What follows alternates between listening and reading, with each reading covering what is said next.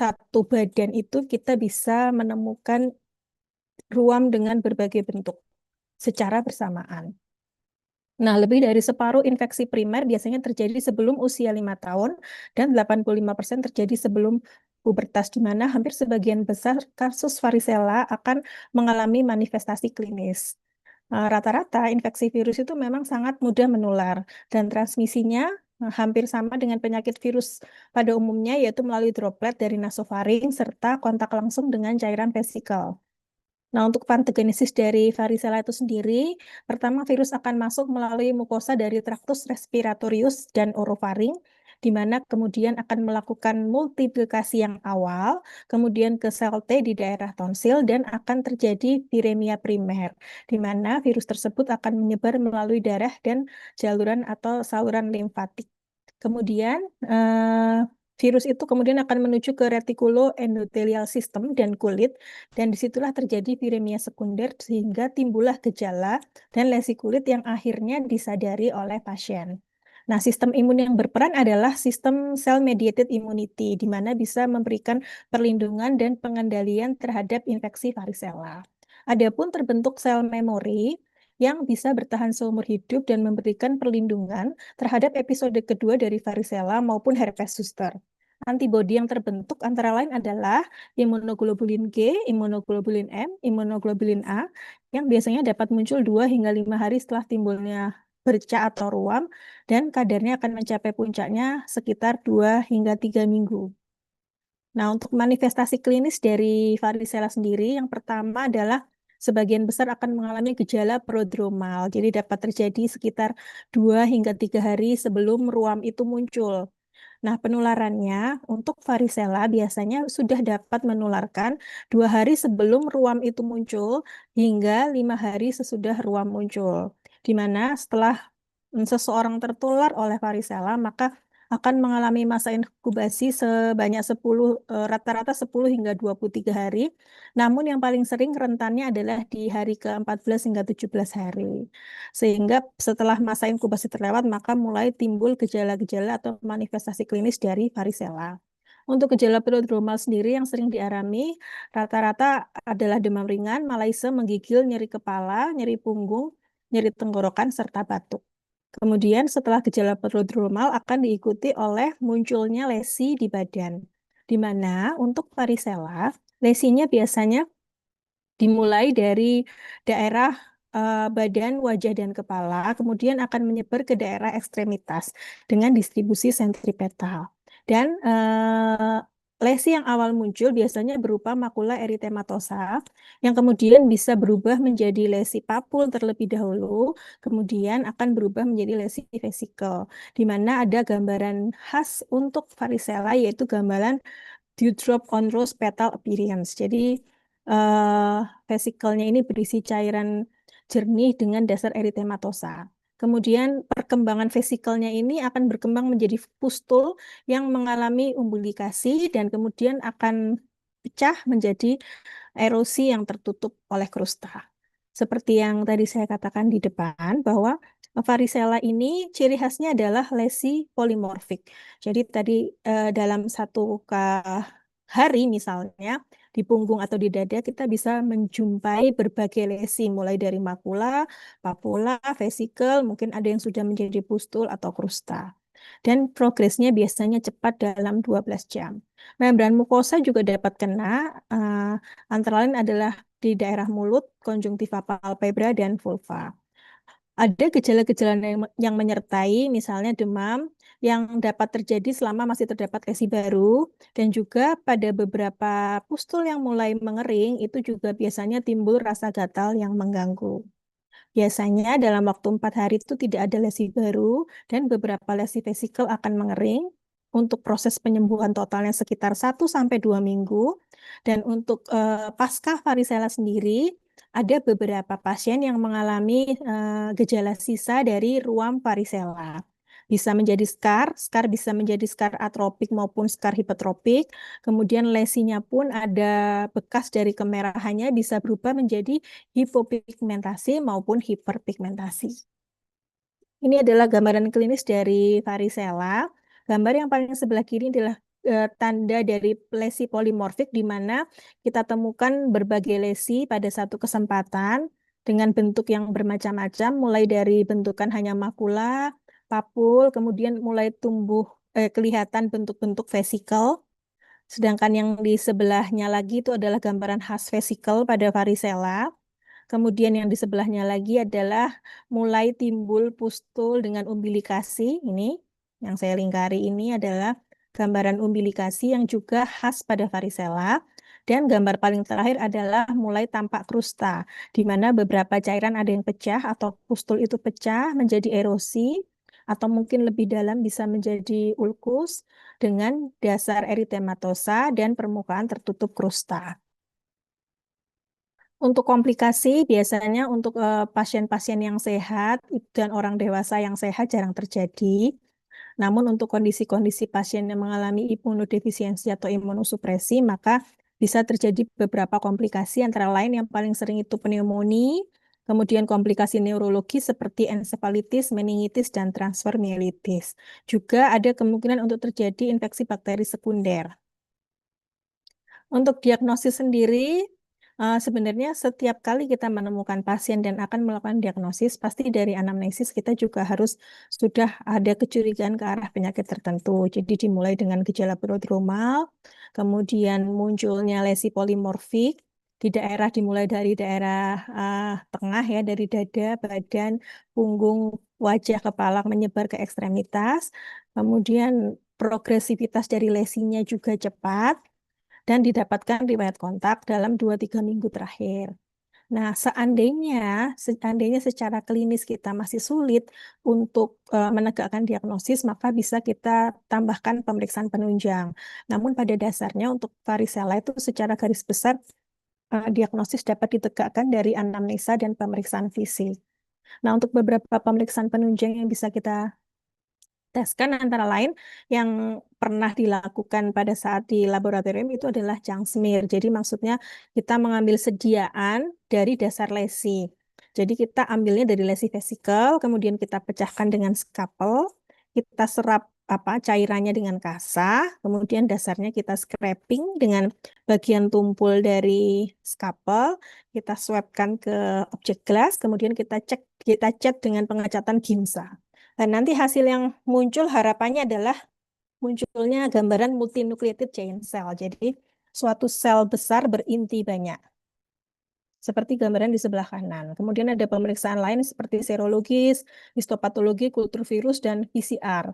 Namun ini beberapa pemeriksaan memang juga membutuhkan biaya yang lebih besar.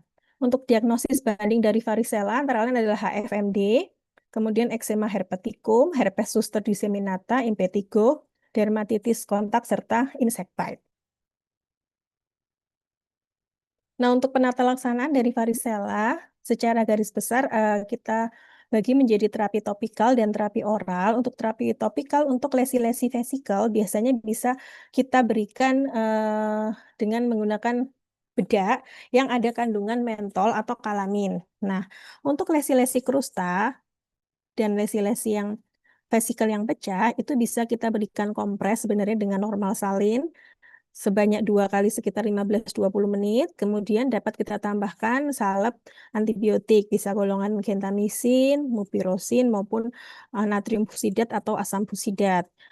Kemudian kita tambahkan terapi simptomatik disesuaikan dengan gejala. Jadi misalnya ada demam bisa kita tambahkan antipiretik.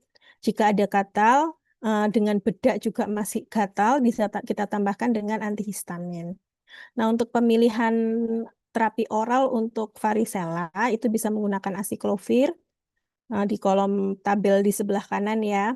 Jadi untuk orang dewasa dengan berat lebih dari 40 kilo bisa kita berikan asiklovir 5 kali 800 mg selama 7 hari atau valasiklovir 3 kali 1 gram atau famciclovir. Untuk harga yang masih terjangkau memang saat ini adalah asiklovir, tapi nanti disesuaikan juga dengan compliance pasien karena harapan kita pasien bisa minum obat secara rutin. Kalau ada yang kira-kira keberatan minum obat sehari 5 kali, maka bisa kita arahkan ke valasiklovir dengan dosis 3 kali 1 gram. Nah, untuk pencegahan sendiri, beberapa literatur menyatakan adanya sudah ada vaksin untuk varicella, kemudian adanya profilaksis pasca paparan, dan adanya profilaksis antiviral khusus untuk pasien-pasien yang mengalami pasca transplantasi sumsum tulang atau sedang mengalami menjalani pengobatan-pengobatan dengan terapi imunosupresi jangka panjang karena memiliki resiko untuk terkena varicella lebih besar. Berikutnya adalah herpes zoster, di mana herpes zoster ini juga sama. Jadi merupakan suatu penyakit virus yang disebabkan oleh virus yang sama dengan varicella, yaitu varicella zoster virus. Lalu apa bedanya? Jadi herpes zoster ini adalah suatu reaktivasi dari varicella zoster virus. Jadi bukan merupakan infeksi primer dari varicella zoster virus, di mana virus tersebut awalnya adalah laten, mengalami fase laten di ganglion sensoris radix dorsalis setelah infeksi primer yang kemudian mengalami reaktivasi. Biasanya terjadi secara sporadik sepanjang tahun dengan masa tunas sekitar 7 hingga 12 hari. Nah, siapa saja orang-orang atau individu yang rentan terkena herpes zoster biasanya adalah orang-orang dengan usia tua, kemudian adanya disfungsi pada sistem imun seluler, adanya trauma fisik pada area dermatom. Area dermatom itu adalah area yang terkena herpes zoster dan adanya polimorfisme pada interleukin 10. Nah, episode herpes zoster kedua itu sangat jarang terjadi pada pasien imunokompeten. Jadi biasanya jika sudah terkena herpes zoster, maka jarang terjadi herpes zoster berikutnya. Namun pada pasien-pasien tertentu, terutama dengan gangguan dari sistem imun, maka ada kemungkinan untuk terjadi herpes zoster yang kedua. Nah, virus ini berada di dalam cairan vesikel dan pustul. Jadi, walaupun tingkat penularan dari herpes zoster ini jauh lebih rendah dibanding varicella, namun dikatakan bahwa virus yang terdapat pada cairan vesikel ini mampu menularkan walaupun dengan angka kejadian yang rendah. Jadi perlu juga mendapat perhatian. Ini adalah data epidemiologi dari herpes zoster. Ini berasal dari textbook ya, dan data ini diambil di tahun 1900-an, di mana untuk merah tua dan merah yang lebih muda ini hanya perbedaan pengambilan data oleh dua sumber. Jadi dikatakan pada data ini bahwa memang terjadi peningkatan insiden dari herpes zoster berdasarkan usia. Semakin meningkat usia, maka kemungkinan untuk kesempatan untuk terkena herpes zoster semakin besar. Jadi virus varicella zoster virus tadi kan awalnya dari lesi di kulit dan di permukaan mukosa. Pada saat dia sudah mengalami penyembuhan dari varicella, maka dia akan berpindah ke ujung saraf sensorik, yaitu di ganglia sensorik. Nah, herpes zoster itu terjadi di mana? Karena kan pada saat varicella kan lesinya terjadi di seluruh tubuh. Nah, biasanya herpes zoster itu terjadi pada area dermatom, di mana memiliki densitas ruam varicella paling tinggi. Jadi pada saat varicella itu kira-kira ruam di daerah mana yang jumlahnya paling banyak, maka di situ kemungkinan virus tersebut akan mengalami fase laten di area ganglia sensorik di daerah tersebut. Nah, virus varicella ini yang mengalami laten akan memproduksi latency associated transcript, tapi ini sifatnya tidak infeksius. Jika ada faktor pencetus atau faktor predisposisi, maka akan terjadi reaktivasi dan replikasi dari herpes virus tersebut sehingga menimbulkan herpes zoster, terutama berkaitan dengan kondisi-kondisi imunosupresi. Nah, virus yang bermultiplikasi tadi akan menyebar ke sepanjang ganglion sehingga menyebabkan terjadinya keradangan dan nekrosis neuronal diikuti dengan nyeri neuropati. Nah, virus ini kemudian akan menuju ke nervus sensoris, terjadi neuritis, kemudian menuju kulit dan timbullah lesi kulit. Itulah mengapa pada herpes zoster ini gejala yang awal dirasakan oleh pasien bukan adanya lesi kulit tapi nyeri. Karena tadi dari patogenesis dapat kita lihat bahwa sebelum virus tersebut menuju ke kulit, maka virus tersebut sudah menyebabkan terjadinya inflamasi dan nekrosis neuronal yang menyebabkan terjadinya nyeri neuropati. Nah, untuk manifestasi klinisnya, untuk gejala prodromalnya yang paling awal dan ciri khas dari herpes zoster adalah adanya nyeri dan parestesi pada area dermatom yang terjadi sebelum lesi kulit. Jadi sekitar 1 sampai 3 hari, bahkan bisa mungkin lebih lama, bisa 1 minggu sebelumnya. Jadi pasien misalnya nih, herpes zosternya di daerah dermatom thoracalis, daerah pinggang kanan. Nah, pasien akan mengeluh sebelum muncul lesi adalah seperti nyeri pinggang sebelah kanan. Nyerinya pun bermacam-macam, bisa secara konstan maupun intermittent. Itu merupakan tanda kardinal. Nah, ada pasien juga yang merasakan keluhan neuralgia segmental akut. Jadi memang nyeri pada area dermatom, namun kita tidak menemukan lesi herpes sama sekali, bahkan sampai 1 minggu setelah nyeri. Nah, biasanya kita diagnosis dengan Zoster Synoherpete. Kita jika dari anamnesis mengarah ke herpes Synoherpete, tetap kita obati dengan pengobatan herpes zoster. Nah, untuk lesi kulitnya, yaitu sesuai dengan dermatom dan unilateral. Ini juga merupakan kata kunci dari herpes zoster, jadi dia unilateral dan sesuai dengan dermatom, di mana hampir dari 50% biasanya daerahnya antara thoracalis 3 dan lumbalis 2. Kemudian lesi seperti biasa pasti diawali dengan makula eritem dan papul. Kemudian dalam waktu 1 hari akan menjadi vesikel bergerombol dan akan berkembang menjadi pustul serta krusta, di mana krustanya ini bisa bertahan lebih lama. Dan jika sudah terjadi fase krusta, biasanya disertai rasa gatal. Ada pula bentuk lain yaitu herpes zoster ophthalmicus karena menyerang pada area dermatum saraf ophthalmika serta sindrom Ramsay-Hunt. Jadi kedua bentukan ini adalah herpes zoster di daerah saraf di bagian kepala. Dan biasanya untuk ini perlu penanganan dengan dokter spesialis lainnya. Ini merupakan manifestasi klinis dari herpes zoster. Jadi yang pertama unilateral, kemudian karena namanya herpes zoster, maka ciri khas dari ruamnya adalah herpetiform dan zosteriform. Herpetiform itu artinya adalah adanya vesikel bergerombol. Jadi ini adalah kumpulan vesikel bergerombol dengan dasar eritematosa. Ini adalah vesikel bergerombol, ini adalah vesikel bergerombol yang bawah juga. Nah, zosteriform itu apa? Zosteriform adalah bahwa di antara gerombolan vesikel terdapat kulit normal.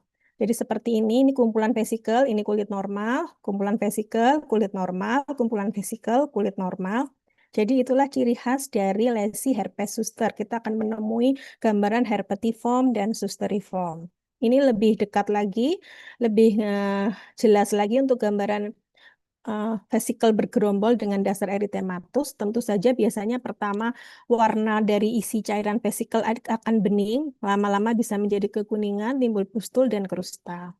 Sedangkan yang sebelah kanan ini adalah contoh gambaran dari herpes zoster ophthalmica, yaitu herpes yang mengenai saraf ophthalmica, dan biasanya ini butuh perawatan bersama dengan dokter spesialis mata. Nah, untuk diagnosis seperti biasa, secara klinis biasanya sudah bisa kita tegakkan dibantu dengan anamnesis yang teliti. Dan seperti yang saya katakan, ada gambaran zosteriform dan herpetiform. Dengan diagnosis banting adalah herpes simplex, karena pada herpes simplex juga akan terdapat gambaran herpetiform, tapi tidak terdapat gambaran zosteriform. Kemudian dermatitis venenata, atau kita ngomongnya DKI venenata, biasanya dermatitis venenata itu kena kayak semacam cairan tomcat karena semacam dari cairan dari binatang-binatang insek-insek. Nah, itu biasanya ini yang gejalanya paling mirip dengan herpes zoster. Bedanya adalah dari gejala prodromal, kemudian yang kedua lebih ke rasa panas dan gatal yang lebih dominan pada dermatitis venenata, sedangkan pada herpes zoster gejala yang lebih dominan adalah nyeri dan tidak ada gambaran zosteriform maupun herpetiform. Kemudian berikutnya diagnosis pentingnya adalah dermatitis kontak, luka bekas, serta gigitan serangga. Untuk pemeriksaan penunjang, karena virusnya sama, varicella zoster virus, bisa juga dilakukan Chang smear dengan pengecatan gimsa dari dasar lesi, nantinya juga sama akan ditemukan multinucleated giant cell. Pemeriksaan lainnya yang bisa dilakukan adalah histopatologi, kultur, maupun PCR.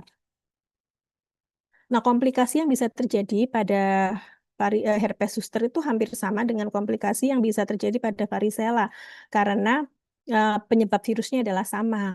Namun ada satu yang menjadi tambahan pada herpes zoster adalah adanya postherpetic neuralgia yang dapat diartikan sebagai nyeri pasca herpes yang berlangsung lebih dari 30 hari setelah ruam membaik. Nah, untuk prognosisnya biasanya lesi kulit akan membaik dalam 2 hingga 4 minggu. Dan pasien-pasien yang lebih dari 50 tahun usianya serta imunokompromis bisa membutuhkan waktu yang lebih lama. Untuk penata laksananya sendiri, untuk lesi-lesi vesikal atau lesi yang basah, maka bisa kita berikan bedak dengan kandungan yang sama dengan pada varicella tadi dan kita kompres. Sedangkan yang untuk yang pecah juga kita kompres dan berikan salep antibiotik. Kita juga perlu berikan terapi simptomatik, baik disesuaikan dengan gejala, bisa kita berikan analgesik, atau jika nyerinya kita nilai nyeri sedang berat, maka bisa kita berikan tambahan obat-obatan nyeri yang lebih tinggi. Dan jika kita merasa seorang pasien memiliki resiko untuk neuralgia pasca herpes, maka bisa kita berikan tambahan terapi seperti antidepresan trisiklik, gabapentin, dan pregabalin. Nah, kita perlu sebenarnya untuk herpes zoster tidak semua pasien harus diberikan antivirus, tapi kita perlu memberikan antivirus tanpa kita melihat waktu timbulnya lesi khusus pada yang pertama jika usia lebih dari 50 tahun, kemudian memiliki resiko neuralgia pasca herpes, terus kita temukan herpes zoster ophthalmica atau Ramsayhan atau herpes zoster cervical dan sakral, dan kondisi imunokompromis. Sedangkan untuk herpes zoster ophthalmicus dan sindrom Ramsayhan, seperti yang saya katakan, perlu kita konsultasikan juga dengan dokter spesialis mata dan dokter spesialis THT. Ini adalah pilihan terapi untuk herpes zoster, yaitu untuk usia kurang dari 50 tahun, sama kita berikan dosis yang sama seperti pada varicella, yaitu acyclovir 5 kali 800 mg selama 7 hari, atau valacyclovir 3 kali 1 gram selama 7 hari. Dan untuk vaksin memang sudah tersedia dan dapat diberikan pada usia lebih dari 50 tahun, baik yang sudah memiliki riwayat varicella maupun yang belum. Berikutnya adalah mengenai morbili. Morbili atau yang kita kenal sebagai measles biasanya ya. Itu merupakan suatu infeksi virus yang disebabkan oleh Paramyxoviridae, di mana dia sangat mudah menular. Sebelum adanya vaksin, 90% orang di Amerika terinfeksi sebelum usia 15 tahun. Dan tentu saja penurunan insiden terjadi secara signifikan setelah adanya vaksin. Manusia merupakan satu-satunya natural host dan untuk penularan sama yaitu kontak langsung dan secara droplet seperti virus-virus pada sebagian besar umumnya. Nah, virus akan masuk melalui mukosa dari traktus respiratorius dan konjungtiva, kemudian akan mengalami replikasi lokal pada nodus limfatik, kemudian akan menyebar melalui pembuluh darah. Imunitas humoral di sini berperan untuk mengontrol replikasi virus dan pembentukan antibodi, serta imunitas seluler berperan untuk eliminasi sel yang terinfeksi. Nah, pada morbidi ini terjadi imunosupresi sementara, yaitu depresi dari hipersensitivitas tipe lambat dan jumlah sel T menurun, sehingga ini akan mengakibatkan resiko dari infeksi bakteri yang meningkat, di mana virus dapat memanfaatkan sel dendritik untuk mencapai jaringan limfoid, kemudian melakukan penyebaran ke seluruh tubuh. Rata-rata penyakit virus pasti akan mengalami gejala prodromal. Untuk morbili, gejala prodromalnya dapat terjadi hingga 4 hari. Berupa malaise, demam, biasanya memang demamnya cukup tinggi, konjungtivitis, batuk, dan koriza. Dan pasien yang telah memiliki kekebalan biasanya gejalanya akan lebih ringan dan masa inkubasinya akan lebih lama. Nah, ciri khas dari morbili adalah adanya koplik spot. Jadi ini merupakan tanda khas ada pada morbili, yaitu merupakan makula eritem 1-2 mm dan terdapat bintik putih kebiruan di dalamnya. Biasanya terdapat pada mukosa bukal. Namun, tidak lama muncul koplik spot ini. Hanya muncul sekitar 2 hari sebelum timbulnya ruam dan hanya bertahan 12 hingga 72 jam. Jadi mungkin hanya sekitar 4-5 hari total dari adanya koplik spot. Kemudian ada namanya lesi eksantem kulit. Eksantem itu artinya lesi yang datang atau muncul secara serentak bersamaan berupa makula dan papul eritematus. Untuk morbili, lesinya dimulai dari belakang telinga dan dahi, biasanya tidak terlalu gatal dan akan menyebar ke badan dan ke ekstremitas. Dan biasanya tangan dan kaki dapat terlibat. Lesi mencapai puncak dalam 3 hari dan mulai menghilang dalam 4 hingga 5 hari. Rata-rata penyakit eksantem yang disebabkan oleh virus, maka penyembuhannya akan terjadi desquamasi. Desquamasi itu maksudnya adalah pengelupasan. Jadi setelah Lesi eritem biasanya sembuhnya kulitnya mengelupas seluruh tubuh atau di daerah-daerah yang terkena eksantem.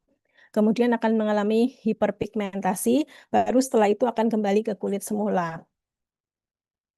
Nah, untuk biasanya kalau untuk morbili itu gejalanya biasanya bisa berlangsung hingga 10 hari dan dapat didapatkan keluhan penyerta yang lainnya. Ini adalah gambaran klinis dari morbili. Ini adalah sebelah kiri adalah tanda koplik spot, jadi adanya makula eritem disertai bintik putih kebiruan di bagian tengah. Nah, kalau misalnya pasien datang ke kita sebelum 72 jam setelah ruam muncul, kita masih ada kemungkinan untuk bisa menemukan tanda khas ini, sehingga lebih mudah untuk mendiagnosis ke arah morbili. Kemudian ruam biasanya dimulai dari daerah wajah dan dahi dan belakang telinga, yang kemudian akan menyebar ke daerah bawah, badan, dan ekstremitas. Ini adalah gambaran lesi eksantem, di mana lesi muncul dalam serentak dengan ruam makula dan papula. Pemeriksaan penunjangnya, serologis kita bisa cek IgG, IgM, kultur, PCR. Untuk morbili ini, sediaan dapat diambil baik dari aspirat dari nasofaring, swab tenggorok, urin, dan darah. Namun pada pemeriksaan sehari-hari di praktek memang kita hampir tidak pernah melakukan ini kecuali ada indikasi tertentu.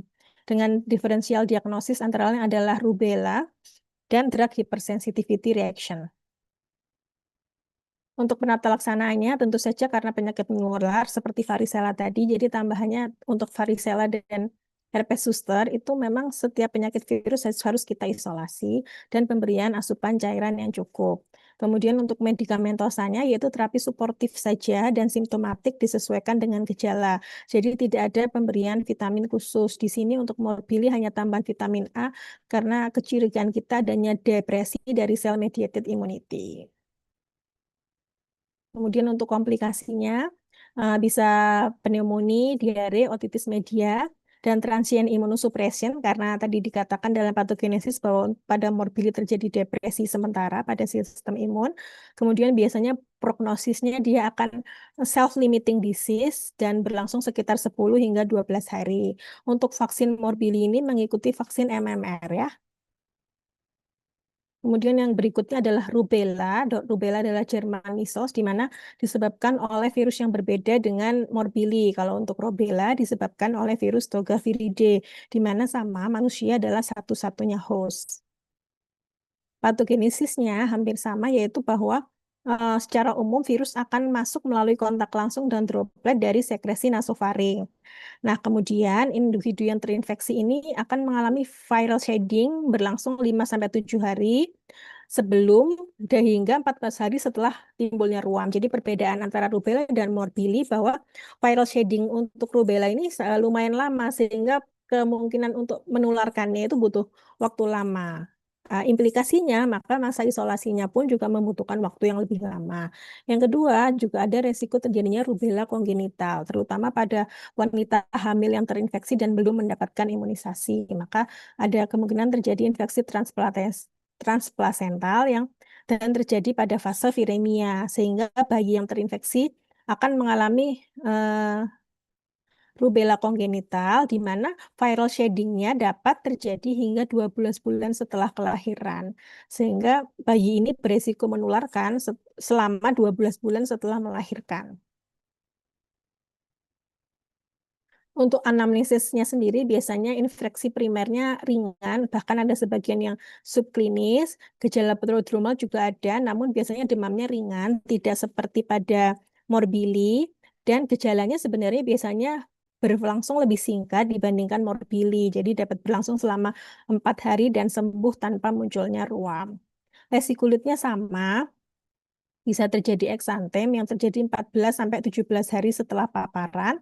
Lesinya yaitu lesi eksantem berupa papul dan makula eritematosa, biasanya disertai rasa gatal dimulai dari wajah ke leher, badan, dan ekstremitas. Ini adalah gambaran lesi dari rubella. Memang tidak semerah dari lesi dari morbili, dan kemudian dapat juga ditemui adanya limfadenopati. Nah, ini adalah congenital rubella syndrome. Jadi ini hanya tambahan saja, di mana faktor resikonya tadi pada wanita hamil yang terinfeksi oleh rubella. Nah, biasanya 80% fetus yang terinfeksi itu pada 12 minggu awal gestasi bisa mengakibatkan terjadinya mikrosefali dengan retardasi mental, congenital heart disease, katarak, dan glaukom. Pemeriksaan penunjangnya bisa diberikan pemeriksaan sama seperti virus-virus yang lain, yaitu serologis, kultur, PCR, dan darah lengkap. Diagnosis bandingnya morbili, reaksi hipersensitivitas obat, serta infeksi virus lainnya. Nah, untuk penata laksanaan untuk rubella, untuk orang dewasa yang tidak sedang hamil, mungkin kita perlu melakukan isolasi sampai 7 hari setelah muncul ruam, karena kita tahu bahwa viral shedding masih terjadi. Jangan lupa kita berikan asupan cairan yang cukup, terapi sama, hanya suportif dan simptomatik. Sedangkan untuk congenital rubella syndrome, maka bisa kita isolasi mungkin sampai 12 bulan, atau bisa kita lakukan kultur ulangan negatif setelah usia 3 bulan, maka bisa kita hentikan untuk masa isolasinya. Untuk komplikasi yang paling bisa terjadi antara lain ensefalitis namun sangat jarang, dan beberapa komplikasi lain juga sangat lebih jarang. Prognosisnya rata-rata baik karena dia termasuk self-limited disease, dan untuk vaksin juga termasuk dalam vaksin MMR. Berikutnya adalah neuralgia pasca herpes. Jadi kita kembali ke herpes zoster yang awal, bahwa ada salah satu gejala penyerta yang bisa muncul setelah herpes zoster membaik. Dan ini biasanya adalah keluhan yang sangat mengganggu bagi pasien-pasien yang mengalami herpes zoster. Dia adalah neuralgia pasca herpes, yang diartikan sebagai suatu nyeri yang menetap pada dermatom setelah erupsi herpes zoster. Jadi batasan waktunya adalah nyeri menetap hingga 3 bulan setelah erupsi kulit menyembuh. Jadi ada beberapa literatur yang menyatakan setelah 30 hari erupsi menyembuh, itu dikatakan neuralgia pasca herpes. Ada yang menyatakan 3 bulan. Jadi memang ada variasi mengenai batasan waktu, tapi pada intinya adalah nyeri menetap setelah erupsi kulitnya menyembuh minimal 1 bulan dengan prevalensi 5-30%. Dan sifat nyerinya juga kadang-kadang konstan, intermiten, atau nyeri dengan stimulus.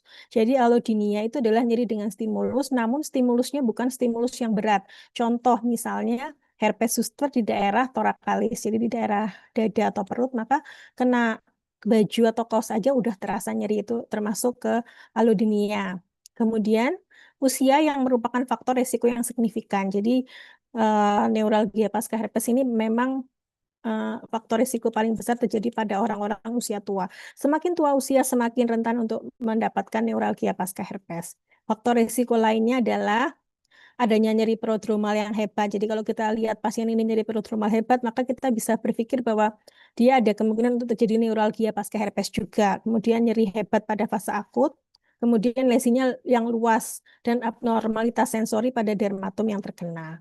Nah, dampaknya apa? Seseorang dengan neuralgia pasca herpes akan menyebabkan gangguan tidur, depresi, anoreksia, penurunan berat badan, dan isolasi sosial.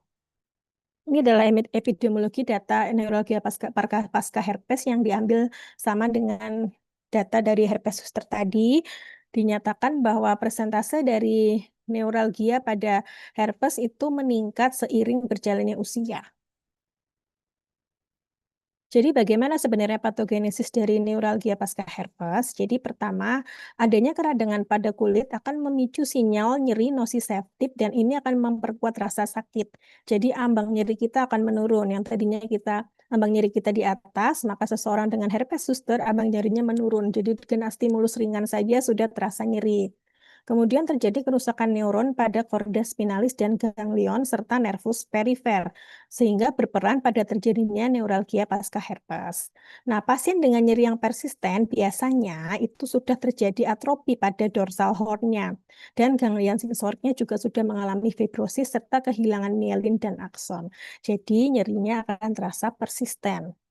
Nah, kemudian terjadi kerusakan saraf afren pada afren primer menyebabkan hipersensitivitas terhadap stimuli perifer maupun simpatetik, sehingga aktivitas nociceptor akan meningkat dan sensitisasi pada neurocentral nervous system. Itulah yang menyebabkan terjadinya allodynia pada neuralgia pasca herpes. Nah, sebenarnya saraf itu bisa memperbaiki diri setelah proses kerusakan akibat infeksi apapun. Namun karena seiring berjalannya usia, maka proses perbaikan itu tentunya membutuhkan waktu yang sangat lama, sehingga gejala nyerinya pun akan bertahan lebih lama dibanding seseorang yang terkena herpes zoster pada usia muda. Ini adalah durasi penyakit rata-rata dari neuralgia pasca herpes dilihat dari eh, apa namanya harinya. Sebagian besar itu justru di 30 hari untuk durasinya pada pasien lebih dari 60 tahun saja ya ini yang diteliti. Kemudian paling rendah adalah 180 hari eh, perjalanan dari neuralgia pasca herpesnya, berarti sekitar 6 bulan ya.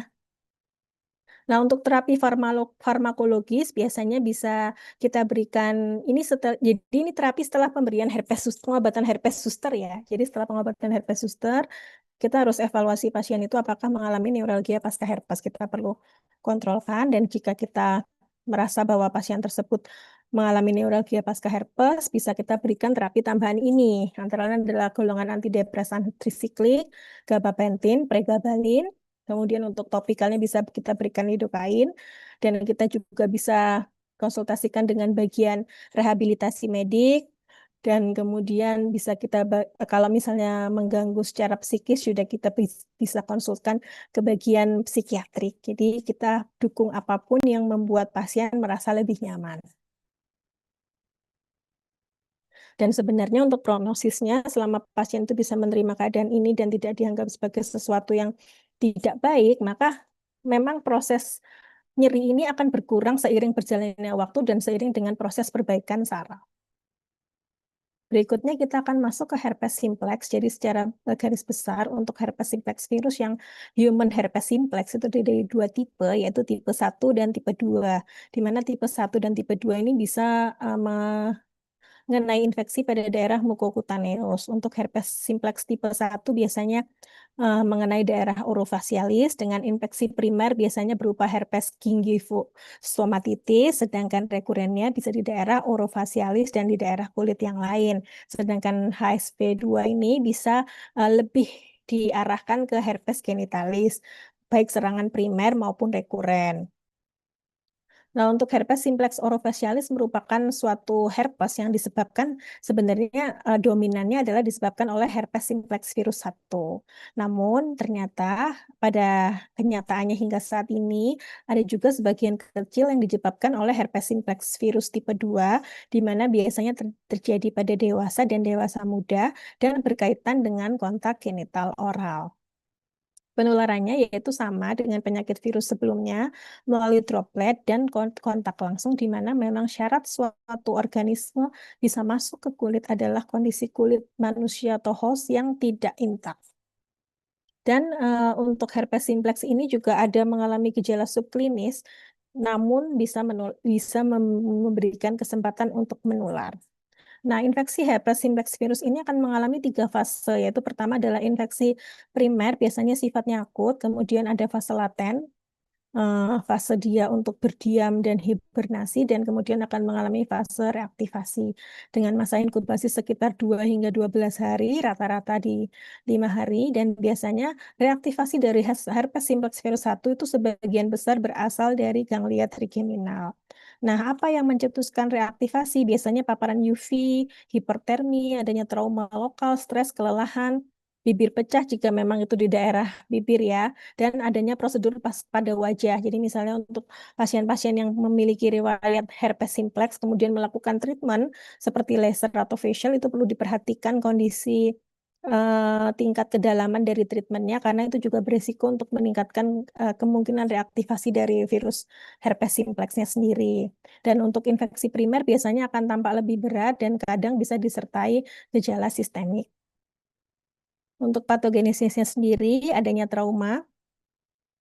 Trauma itu maksudnya perlukaan yang membuat barrier kulit ini mengalami kerusakan sehingga virus bisa masuk baik melalui kulit maupun membran mukosa. Dan akan terjadi viral shedding, dan dapat terjadi juga viral sheddingnya di saliva pada asimptomatik pasien. Sedangkan kalau pada pasien yang mengalami gejala, maka viral sheddingnya terjadi pada daerah sekitar lesinya. Dan adanya infeksi primer tersebut akan mengaktifasi respon imun baik humoral maupun seluler. Kemudian virus akan mengalami fase laten, di mana dia akan menetap di glia saraf sensorik yang mempersarafi lokasi infeksi primer. Jadi kalau tadi varicella itu biasanya latensinya di saraf sensorik yang densitas ruamnya lebih banyak. Kalau untuk herpes simplex, maka latennya adalah di lokasi infeksi primer. Nah, virus biasanya tidak akan menghasilkan protein apa-apa saat mengalami fase laten, sehingga ada kemungkinan untuk tidak terdeteksi oleh sistem imun tubuh. Namun, virus ini dapat menyebar melalui serabut saraf. Jika bereplikasi di kulit dan membran mukosa, maka dia bisa memunculkan fase rekuren. Jadi, fase rekuren itu kemungkinannya bisa berada di tempat yang berbeda akibat virus ini mengalami penyebaran melalui serabut saraf. Untuk manifestasi klinisnya, infeksi primer itu biasanya paling sering adalah herpes gingivostomatitis. Jadi memang terjadi di daerah gingivostomatitis dengan gejala infeksi primer yang hampir sama dengan stomatitis aktus maupun faringitis yang disebabkan oleh Streptococcus species. Biasanya lesinya berupa lesi-lesi ulceratif seperti sariawan.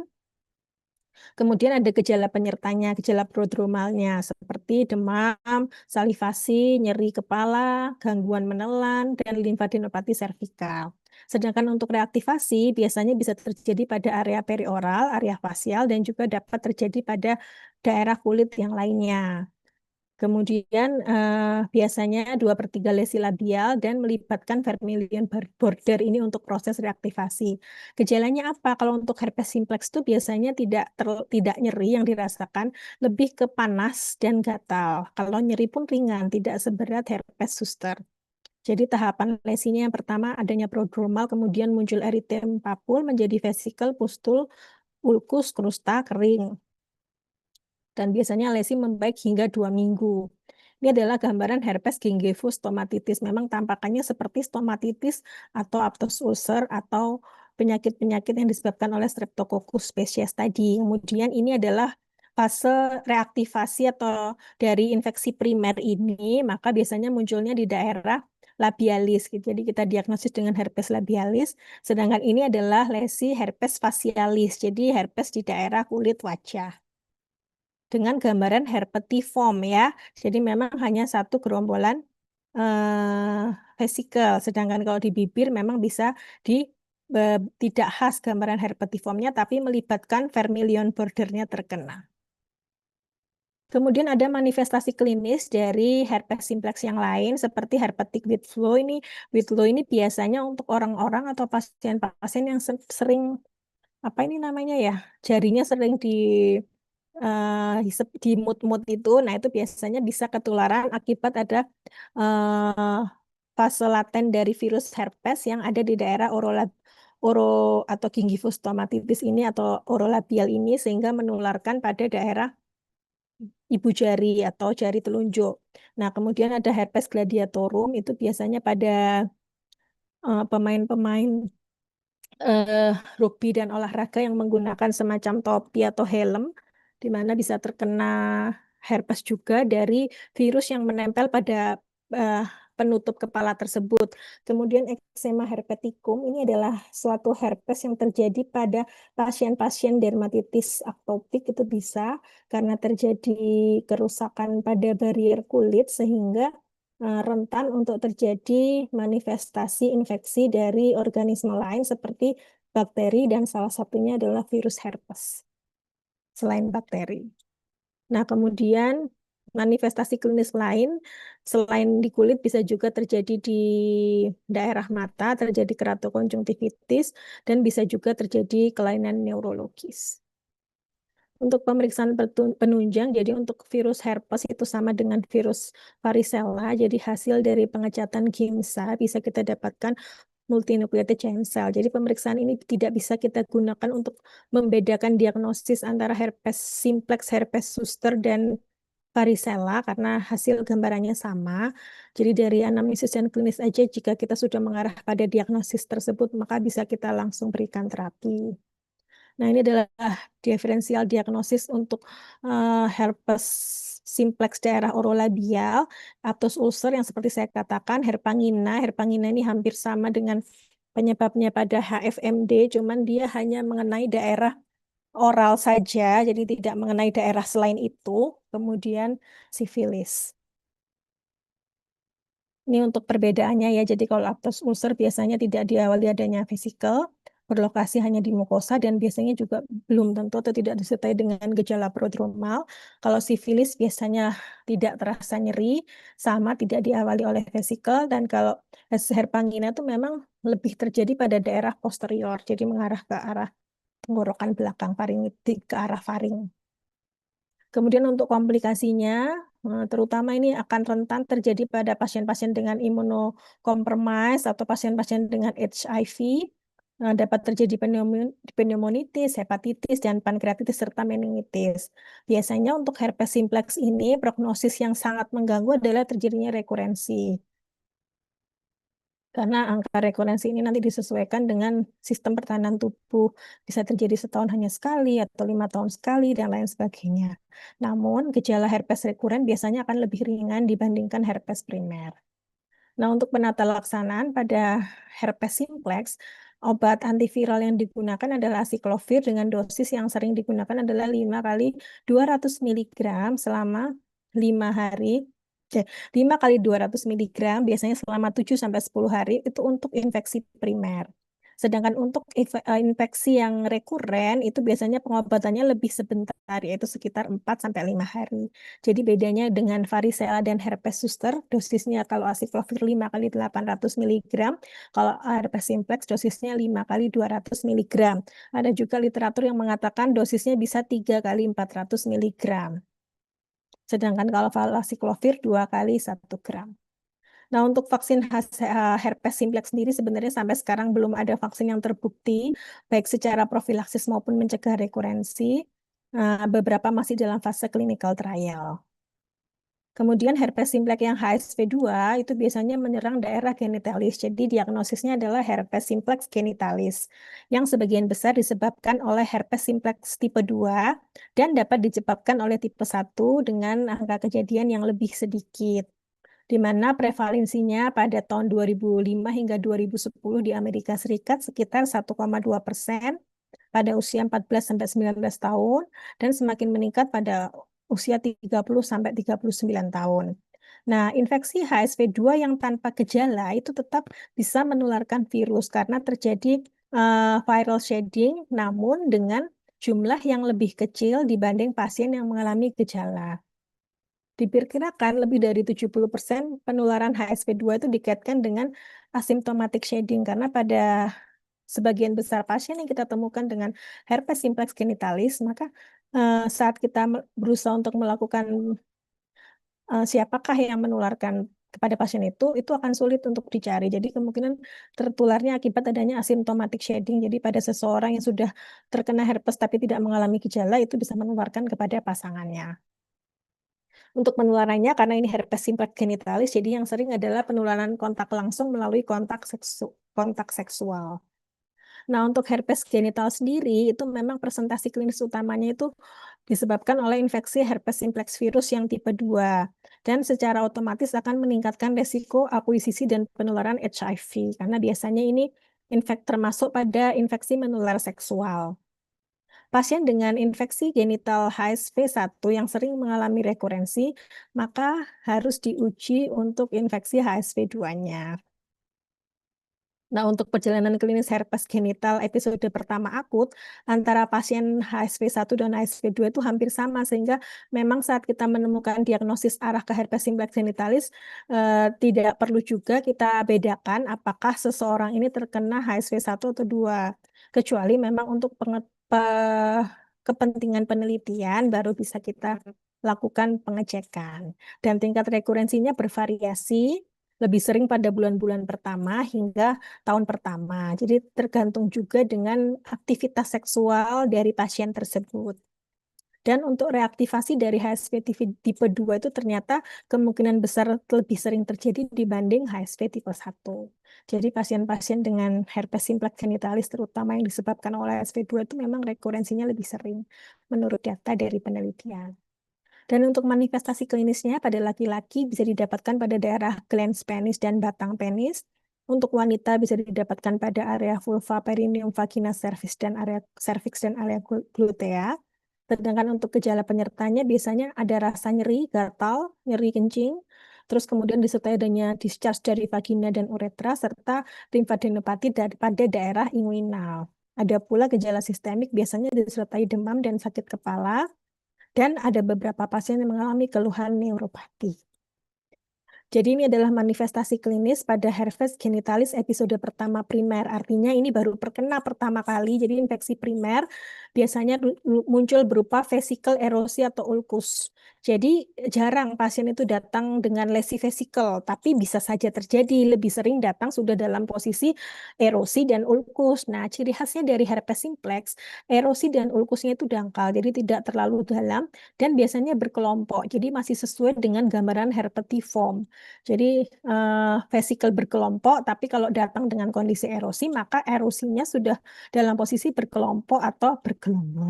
Bergerombol dapat disertai dengan gejala disuria dan selain seperti yang saya sebutkan. Dan pembentukan lesi barunya biasanya masih bisa terjadi dalam beberapa hari sampai 10 hari dan bisa bertahan selama 12 hingga 21 hari. Sedangkan untuk herpes genital yang rekuren, biasanya lesinya akan lebih sedikit dan bersifat lokal, lebih singkat waktunya, dan umumnya mengenai daerah yang sama dengan daerah pada saat episode pertama primer. Nah, kemudian ada yang atipikal juga, jadi lesinya tidak khas, hanya eritematosa, hanya ekskoriasi, tapi ciri khasnya apa yang bisa kita temukan pada anamnesa, yaitu adanya riwayat keluhan berulang, terutama pada tempat yang sama. Ada juga herpes genitalis yang subklinis, kita hanya temukan lesi kemerahan atau erosi yang sangat ringan dan kadang tampak vesikel, kadang juga tidak, disertai keluhan nyeri radikulopati. Ini adalah gambaran herpes simplex genitalis yang ini pada daerah batang penis. Kita temukan ini adalah gambaran vesikel bergerombol, sedangkan pada bagian ini beberapa vesikel sudah pecah menjadi erosi yang dangkal. Nah, ini adalah pada area wanita, kita temukan nih, gambarannya sudah merupakan dalam bentuk erosi dan ulkus yang dangkal, dan sudah ada yang beberapa konfluen, tapi tetap terlihat gambaran bergerombol. Sedangkan ini juga sama, ini masih terlihat lebih khas, jadi beberapa vesikel bergerombol, belum ada yang menjadi erosi, dan sebagian mengalami konfluen. Untuk pemeriksaan penunjang sama dengan pemeriksaan penunjang pada herpes simplex pada daerah orolabial tadi, yaitu dengan pengecatan gimsa, kita temukan multinucleated chain cell. Dapat kita lakukan pemeriksaan tambahan lainnya. Dan kemudian untuk diferensial diagnosis dari herpes simplex genitalis, seperti yang kita tahu bahwa gambaran yang sering muncul saat pasien datang adalah gambaran erosi atau ulkus dangkal. Maka perlu kita diferensial diagnosis dengan penyakit-penyakit IMS yang memberikan gejala-gejala erosi atau ulkus seperti kankroid atau kita biasa sebut ulkus mole, sifilis, lymphogranuloma venereum, serta granuloma immunale. Jadi ini merupakan diferensial diagnosis untuk pasien-pasien infeksi menular seksual di daerah genitalia dengan gambaran klinis berupa erosi dan ulkus. Nah, kalau ulkus mole biasanya ulkusnya akan lebih dalam dan terdapat eksudat, sedangkan kalau sifilis biasanya ulkusnya tidak nyeri dan tidak ada gambaran vesikel di awalnya. Begitu juga dengan LGV atau lymphogranuloma venereum, jadi ulkusnya juga tidak nyeri. Kemudian granuloma inguinale juga biasanya belum tentu nyeri. Jadi yang paling sering mirip memang kalau secara klinis sering saya jumpai di tempat praktek adalah diferensial diagnosis antara ulkus mole dengan herpes simplex genitalis. Dan untuk penata laksananya, kita bisa berikan terapi simptomatik disesuaikan dengan kebutuhan dari pasien. Kemudian untuk obatnya sama dengan pengobatan pada herpes simplex orolabial, yaitu dengan asiklovir 5 kali 200 mg selama 7-10 hari atau sampai ditemukan resolusi secara klinis. Dan untuk pasien-pasien dengan infeksi rekuren juga sama, bisa kita berikan dosis asiklovir 3 kali 400 atau 5 kali 200 mg. Namun perlu ada tambahan untuk herpes simplex genitalis karena ini merupakan penyakit MS, maka kita perlu memberikan edukasi tambahan dan mungkin kita juga perlu melakukan screening untuk HIV-nya. Nah, berikutnya adalah hand, foot, and mouth disease. Jadi, atau kita kenal dengan HFMD atau kita kenal juga dengan flu Singapura ya. Jadi HFMD merupakan suatu penyakit infeksi virus yang disebabkan oleh virus paling sering adalah golongan koksasi virus A16 dan enterovirus 71. Walaupun dapat disebabkan juga oleh koaksasi virus tipe yang lainnya. Paling sering terjadi pada anak-anak, terutama usia kurang dari 10 tahun, dan dewasa juga bisa terkena, namun sebagian besar biasanya subklinis. Dengan transmisinya, penularannya adalah rute fekal oral dan melalui droplet juga bisa, di mana virus masuk akan mengalami replikasi di dalam saluran pernafasan atau saluran gastrointestinal, kemudian akan terjadi viremia. Dengan masa inkubasi yang singkat, 3 sampai 6 hari, jadi bila seseorang kontak dengan pasien HFND, maka dalam waktu 3 sampai 6 hari kemudian akan mulai eh, timbul gejala dari HFND.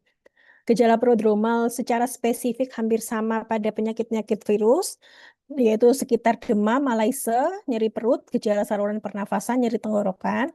Nah, lesi kulitnya adalah erupsi vesikular pada telapak tangan dan kaki. Sesuai dengan judulnya yaitu hand, foot, and mouth. Jadi, muncul lesinya utamanya adalah pada tangan, kaki, dan mulut. Biasanya lesi awal berupa papula atau makula, warnanya merah terang, kemudian pecah. Terus kemudian erusinya menjadi kuning keabuan. Kita sebutnya dengan gambaran football shape dengan adanya halo, yaitu penampakan di sekitarnya eritematosa.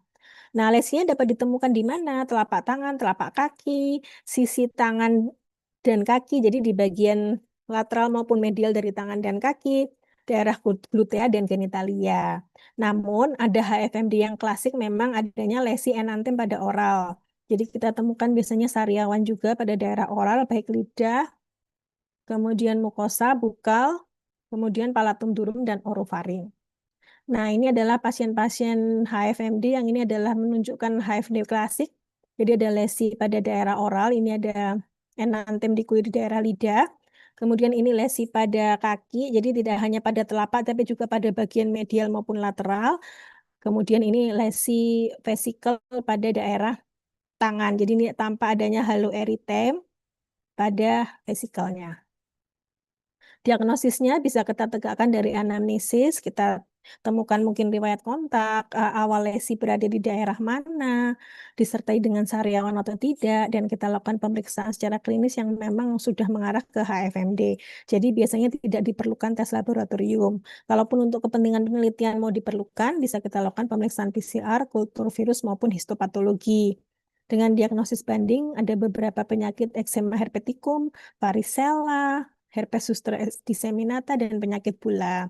Nah, biasanya lesi kulit akan memudar dalam 7-10 hari. Ciri khas juga pada yang sering terjadi pada hand and foot and mouth disease adalah terjadinya onychomadesis yang disebabkan oleh, terutama jika disebabkan oleh koaksasi virus A16 dan enterovirus 71. Jadi, onychomadesis itu kukunya lepas.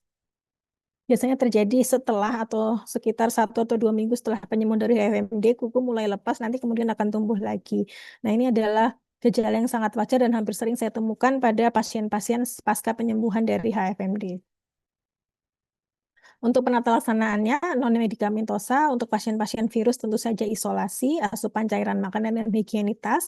Untuk medikamentosa hanya terapi suportif dan simptomatik, jadi tidak ada antiviral khusus, kecuali pada kondisi-kondisi tertentu memang yang membutuhkan kasus berat, maka perlu penambahan obat-obatan tertentu. Dan jarang terjadi komplikasi, dan enterovirus 71 biasanya dikaitkan dengan peningkatan derajat keparahan. Kemudian yang selanjutnya adalah verruca vulgaris, atau biasanya kita bahasa awamnya kita bilangnya kutil, tapi di daerah kulit. Jadi ini merupakan suatu infeksi kulit yang disebabkan oleh human papillomavirus. Biasanya sifatnya jinak dan sering terjadi pada pasien-pasien dengan kondisi imunosupresi dengan prevalensi sekitar 30-70% pada anak usia sekolah. Kemudian transmisinya sama melalui kontak langsung maupun tidak langsung dan autoinokulasi. Karena kenapa? Karena biasanya pada pasien misalnya verruca di daerah tangan, maka dia punya resiko untuk autoinokulasi di daerah sekitarnya bila sering terjadi kontak.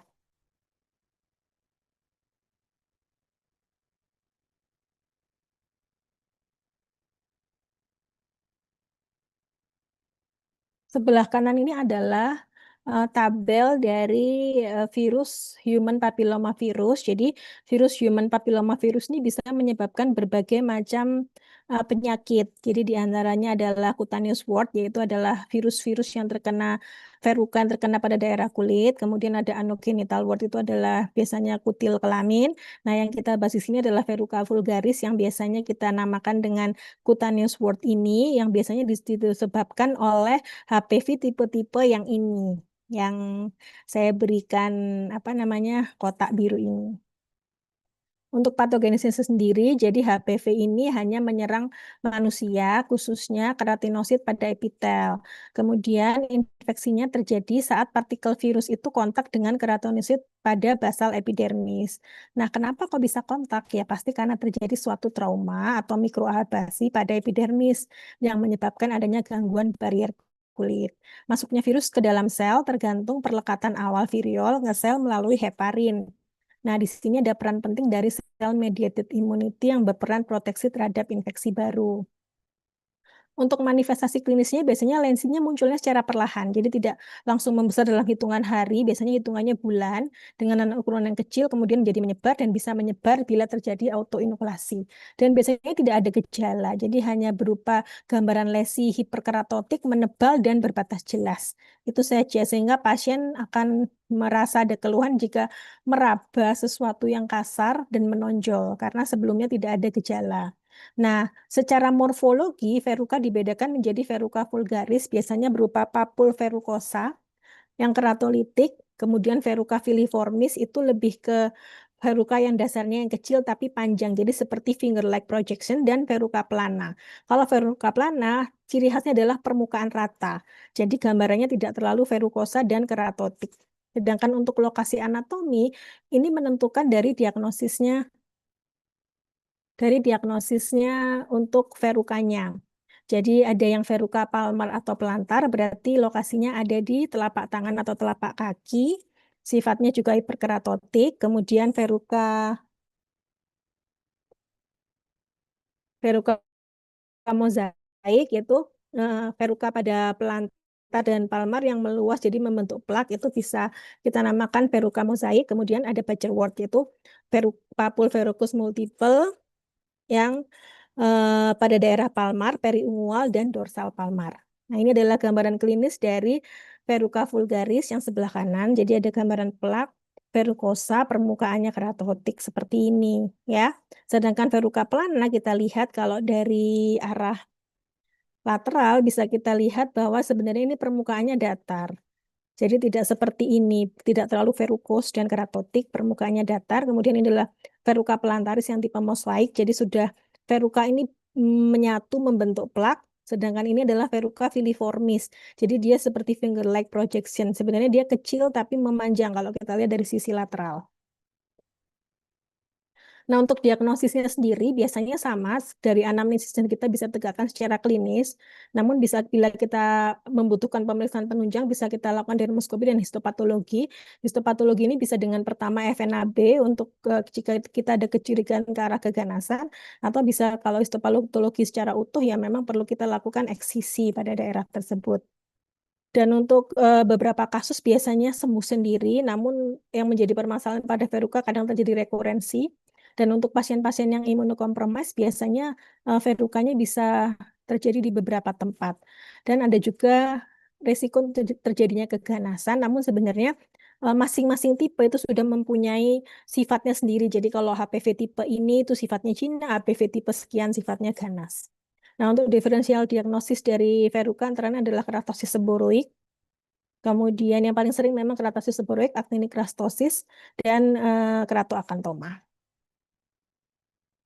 Untuk penata laksanaannya, jadi tidak ada antivirus secara spesifik yang perlu digunakan atau diminum untuk terapi pada verruca vulgaris. Jadi biasanya pengobatannya terkadang membutuhkan waktu yang lama dan memerlukan keteraturannya. Nah, ini adalah beberapa pilihan pengobatan untuk verruca vulgaris atau cutaneous wart tadi, disesuaikan dengan cara kerja yang mau kita pilih. Jadi pertama ada obat-obatan yang memang berfungsi untuk menghancurkan atau merusak daerah permukaan epitel. Jadi biasanya bisa kita gunakan terapi topikal maupun fisikal. Yang topikal bisa yang ada sediaannya, banyak tersedia, itu antara lain salicylic acid, terus kemudian trichloroacetic acid, kemudian 5 fluorouracil, ada juga yang lain, retinoid juga ada sedianya, cuman yang lebih kita sering berikan adalah trichloroacetic acid, salicylic acid, dan 5 fluorouracil. Dan kalau untuk terapi fisikal yang fungsinya untuk menghancurkan lapisan epitel permukaan, bisa kita berikan terapi dengan krioterapi atau terapi dengan electrocauter atau dengan surgical atau dengan laser. Nah, kemudian ada juga terapi yang berfungsi untuk mengurangi proliferasi. Itu bisa kita gunakan golongan retinoid dan podofilotoksin. Kemudian ada yang berfungsi sebagai virusidal, namun ini hampir tidak pernah kita berikan. Kemudian ada juga obat-obat yang bersifat untuk immune modulation. Jadi golongan imiquimod, interferon, zinc sulfat, dan simetidin oral. Kemudian berikutnya adalah kondiloma acuminata. Ini juga sama dengan penyebab virus human papillomavirus sama seperti verruca, namun biasanya kelainannya terjadi pada kulit dan mukosa anogenital dengan tipe penyebab HPV-nya berbeda dengan tipe yang verruca vulgaris tadi. Jadi ini yang hijau saya beri kotak. Ini adalah tipe-tipe HPV yang menyebabkan anogenital wart, yaitu biasanya HPV yang paling sering adalah tipe 6 dan tipe 11. Penularannya karena ini kondiloma acuminata, maka paling sering atau terbanyak adalah melalui kontak seksual. Dan jika terjadi pada anak-anak, maka kita harus punya kewaspadaan adanya sexual abuse. Jadi perlu kita lakukan wawancara secara mendalam pada anak dan juga kita sampaikan juga resiko kewaspadaan kita ini kepada orang tua.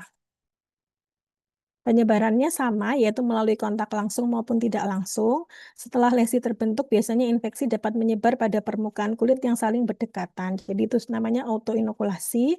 Terus kemudian pada lesi anogenital yang menghasilkan partikel virus lebih sedikit daripada lesi pada kulit. Jadi yang di daerah anogenital biasanya partikel virusnya akan lebih sedikit.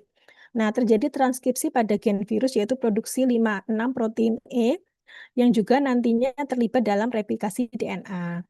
Dan protein E6 dan E7 ini penting dalam proses amplifikasi genom virus. Untuk manifestasi klinisnya dapat terjadi pada area vagina, vulva, cervix, penis, skrotum, perianal, dan kanal, dan daerah anal maksud saya. Dan untuk yang perianal tuh biasanya kita curigai pada pasien-pasien laki-laki yang lebih banyak. Kemudian lesi pada anus juga bisa terjadi, terus lesinya dapat tunggal tetapi lebih sering ditemukan dalam jumlah yang banyak atau multiple. Lesi dapat berupa papul baik datar, keratolitik, permukaan seperti kubah atau kembang kol. Jadi kalau kita lebih lebih gambaran yang lebih sering kita temukan pada kondiloma acuminata adalah gambaran seperti kembang kol. Itulah yang mendasari dinamakan kondiloma acuminata. Nah, ini contoh adalah lesi kondiloma pada daerah batang penis, sedangkan ini pada daerah perianal, ya, sekitar anal. Kemudian ini adalah lesi pada daerah labia mayora dan labia minora. Nah, kita bisa tegakkan diagnosis secara anamnesis dan secara klinis. Namun ada satu pemeriksaan yang sering kita lakukan jika memang kita ada cairan tersebut adalah dengan menggunakan asam asetat 5%. Ini termasuk lumayan sering kita lakukan. Jadi kita berikan dengan menggunakan cotton swab, kita oleskan pada lesi seperti ini. Nanti kita tunggu sekitar 1-2 menit, maka lesi akan berubah menjadi warna putih. Itu bisa dikatakan bahwa memang lesi itu mengarah pada kondiloma acuminata. Kemudian dapat memberikan pemeriksaan tambahan histopatologi maupun CPR. CPR, mohon maaf, PCR. Nah, untuk diagnosis banding yang paling sering adalah kondiloma lata. Jadi kondiloma lata ini terjadi pada sifilis. Jika ini adalah diferensial diagnosis yang paling sering. Jadi jika kita menyingkirkan diagnosis kondiloma lata, maka kita perlu melakukan anamnesis juga untuk kemungkinan infeksi sifilis pada pasien. Kemudian yang berikutnya adalah keratosis seboroik, nevus melanositik, dan skin tag. Untuk penata laksanaan kondiloma acuminata ini hampir sama dengan penata laksanaan verruca vulgaris tadi, namun lini pertama lebih disarankan untuk aplikasi topikal. Jadi untuk kita melakukan terapi, banyak yang harus kita pertimbangkan dalam pemilihan jenis terapi. Yang pertama kita harus tahu jumlah lesinya. Jumlah lesinya pada pasien banyak atau tidak, karena tidak jarang pasien ini lesinya menyebar kecil-kecil atau misalnya banyak tapi satu tempat. Jadi jumlah lesi perlu kita pertimbangkan ukurannya. Apakah kalau ukurannya kecil cukup dengan topikal saja cukup atau tidak, atau jika ukuran besar tentu saja kalau topikal maka perlu dilakukan secara periodik. Lokasi itu juga perlu diperhatikan karena tidak semua terapi misalnya seperti elektrokauter bisa dilakukan di semua lokasi. Kemudian ketersediaan alat dan bahan juga harus kita pertimbangkan obatnya dan keinginan pasien serta pengalaman dokter. Jadi saat seseorang terkena kondiloma kita perlu mendiskusikan pilihan terapi apa saja yang bisa kita berikan pada pasien sehingga pasien bisa ikut berdiskusi untuk menentukan terapi apa yang mau dia coba. Dan untuk agen terapinya juga sama seperti bagan yang tadi. Yang paling sering kita gunakan untuk terapi topikal adalah trichloroacetic acid. Jadi kalau untuk terapi topikal itu sebenarnya prinsipnya ada dua, yaitu obat yang diteteskan atau diberikan oleh dokter atau obat yang bisa diteteskan oleh pasien tersendiri. Nah, kalau obat yang diteteskan oleh dokter, kenapa? Karena biasanya dia memiliki beberapa efek samping seperti rasa panas, rasa terbakar, dan sebagainya, sehingga penetesannya pun tidak bisa dilakukan oleh pasien sendiri. Nah, biasanya itu adalah golongan trichloroacetic acid. Sedangkan ada beberapa obat topikal yang bisa dibawa pulang oleh pasien, diteteskan setiap hari, tapi juga tetap membutuhkan waktu dan waktu yang lama tergantung dari jumlah dan ukuran lesi. Jadi untuk topikal yang biasa sering diberikan adalah trichloroacetic acid.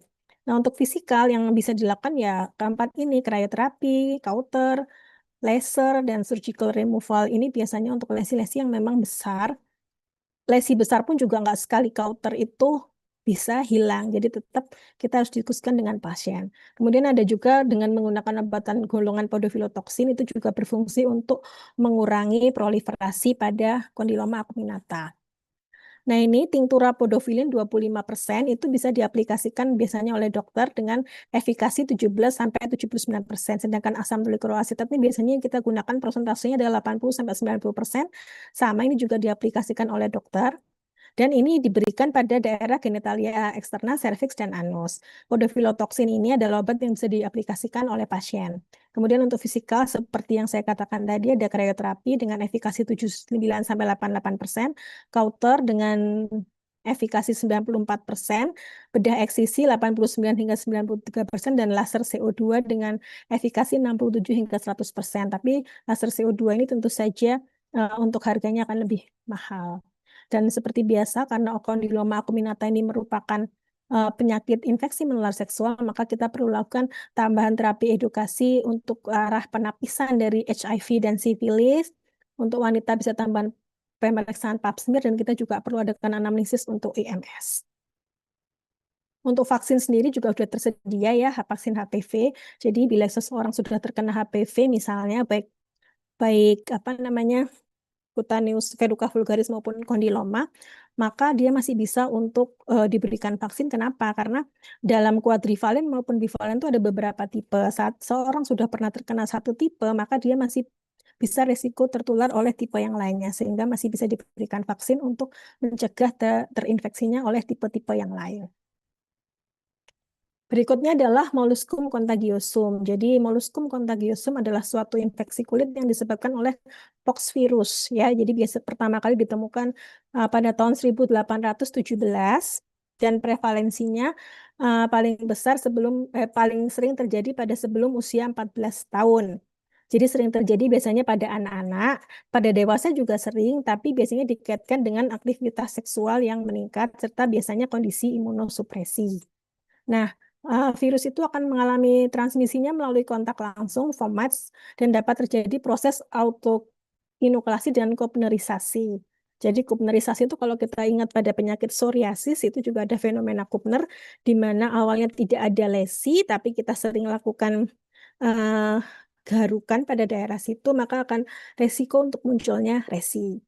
Sumber penularan lain yaitu bisa dari handuk mandi, kolam renang, serta tempat pemandian umum. Ini sebenarnya yang sering terjadi pada pasien anak-anak yang habis berenang. Itu biasanya bisa menjadi sumber penularan untuk molluscum contagiosum dengan masa inkubasi 2 hingga 6 minggu. Nah, ciri khas dari molluscum contagiosum pada pemeriksaan patologi akan ditemukan adanya Henderson-Peterson body terdapat pada stratum basalis dari epidermis. Dan untuk virus ini memiliki banyak gen yang menghambat respon imun dari host.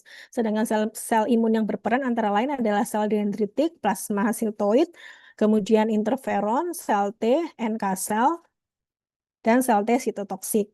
Nah, ini adalah gambaran klinis dari Molluscum contagiosum. Jadi biasanya predileksinya area lipatan, wajah, badan, dan ekstremitas. Biasanya ciri khasnya adalah papul berbentuk kubah, datar, warnanya merah muda atau sewarna kulit dan didapatkan delay. Jadi kalau kita lihat di sini ini papul, kalau kita lihat dari sisi lateral maka permukaannya akan datar dan ada cekungan di tengahnya. Cekungan di tengahnya ini namanya delay. Jadi ini adalah ciri khas dari lesi Molluscum contagiosum. Diameternya biasanya 2-5 meter. Dan jika papulnya ini ditekan atau kita keluarkan, itu adalah akan keluar seperti nasi. Warnanya putih dan itu merupakan badan moluskum. Jadi ini tuh berisi badan moluskum. Dan biasanya dia tidak gatal. Namun beberapa pasien, terutama anak kecil, akan merasa gatal sehingga kadang digaruk sehingga menimbulkan lesi-lesi berbentuk krusta. Seperti ini. Ini biasanya lesi-lesi yang sudah mengalami garukan. Nah, biasanya kalau untuk Molluscum contagiosum secara anamnesis dan klinis sudah bisa kita tegakkan jika kita memiliki dermoskopi, ada gambaran red corona. Diagnosis bandingnya verruca, granuloma pyogenicum, dan kista epidermal. Untuk pemeriksaan penunjang GIMSA akan kita temukan badan inklusi molluscum. Jadi kalau molluscum kita nggak temukan multinuclear giant cell, tapi kita menemukan badan inklusi molluscum dengan pemeriksaan patologi adalah Henderson-Peterson body. Tentu saja komplikasi yang sering terjadi pada anak-anak adalah infeksi sekunder karena kadang gatal digaruk, kemudian timbul luka yang menyebabkan masuknya bakteri, kemudian konjungtivitis dan keratitis punctata. Untuk penata laksanaannya sendiri, prinsip terapinya adalah mengeluarkan nasi yang putih tadi yang kita sebut sebagai badan moluskum. Jadi terapi moluskum ini prinsip dasarnya adalah mengeluarkan badan moluskum itu. Namun pengeluaran badan moluskum itu juga sebenarnya tidak mudah, terutama pada pasien yang anak-anak. Jadi pada anak-anak tidak ada pilihan terapi yang terbaik. Sistem imun alami pada anak dapat menghilangkan lesi tanpa terapi. Biasanya seharusnya seperti itu. Namun pasiennya ini menghilangnya ini lama kalau dibiarkan tidak terapi, bisa sampai 1 tahun. Sehingga kadang pada pasien-pasien anak ini, jika kita merasa membutuhkan terapi, bisa kita diskusi dengan orang tua untuk pilihan terapi yang tepat. Jadi sebenarnya indikasi pengobatan itu apa? Lesi-lesi yang persisten, gatal, menyebar, serta mencegah autoinuklasi dan transmisi. Kita juga harus melakukan menjaga higienitas kulit dan edukasi. Jadi seperti yang saya jelaskan tadi, sebenarnya dia bisa hilang sendiri, tapi kadang anak-anak ini sulit untuk mengendalikan, tidak menggaruk, dan sebagainya.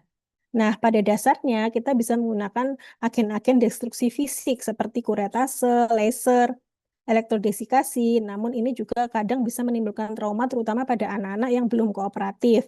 Kemudian agen destruksi kimia seperti kauhan. Nah, pada pasien dengan anak-anak di bawah 5 atau 6 tahun yang kira-kira belum kooperatif untuk dilakukan tindakan yang invasif, maka bisa kita berikan cairan KOH 10% biasanya. Diteteskan secara rutin setiap hari itu maka akan terjadi destruksi secara perlahan pengikisan sel epitel bagian atas.